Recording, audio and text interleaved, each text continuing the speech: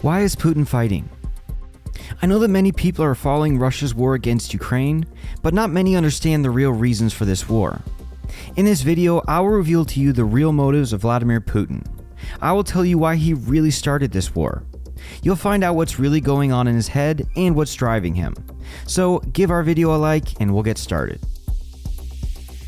There are two versions of why this war started. The first version you probably know.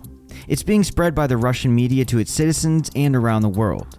It sounds something like this. A Nazi state has formed in Ukraine that is killing Russian-speaking citizens, and the Russian army heroically came to save all Russian speakers and to free Ukraine from the Nazis who took power.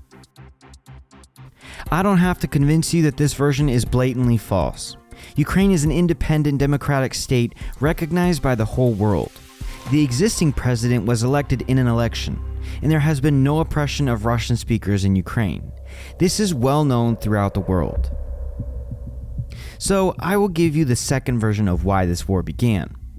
This is what remains behind the scenes, what Putin cannot openly say to his citizens or to the world. In fact, Putin needed this war to stay in power for the rest of his life. Putin, like any dictator, doesn't want to give up his power. For people like him, power has the highest value. Moreover, for him, power is a way to stay alive.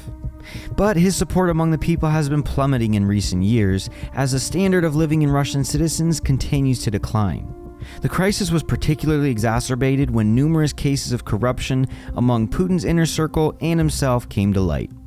Putin's palace worth $1 billion was discovered. The Russian elite has been spending huge sums of money from oil and gas sales on itself. In fact, Putin has monopolized the income from energy resources and divided it amongst his closest friends and associates. Nothing goes to the common people. But Putin knows the psychology of his citizens, and he has decided to give them a gift, a sense of his own greatness. Ordinary citizens of Russia are proud of the fact that they have the largest country in the world. They are proud of the fact that they supposedly have the strongest army. Russians take pride in being feared by the whole world. If they're feared, they are respected. They mistakenly confuse fear with respect.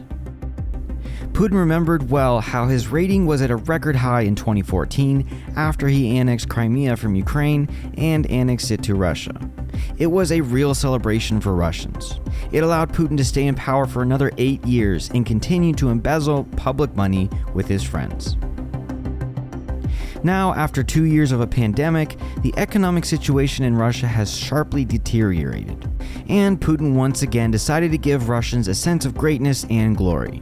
He's planning to annex a whole country to Russia, a former republic of the USSR, Ukraine. Let's face it, if he succeeded, it would make him legitimate in the eyes of Russians for many more years to come. It would have allowed him to remain in power at the expense of the authority of a great leader who is giving Russia back the lands previously lost, giving Russia back a sense of its former greatness. But the war, unfortunately for Putin, failed. We know this for sure. Putin failed to take over Ukraine. Instead of great successes, Putin is getting defeat after defeat. Russia has become the most isolated country in the world. The economic situation is deteriorating even faster. But while the war is going on, the people still believe in victory over Ukraine. Confidence in victory is given to the Russians by their television propaganda. But soon the time will come and the Russians will face reality. Instead of great conquests, Putin's army will retreat. That's when Russians will realize that they have been deceived. Putin's credibility as a great strategist and military leader will crumble. He will of course try to stay in power by force and repression, but he will lose the most important thing, authority and respect among his people.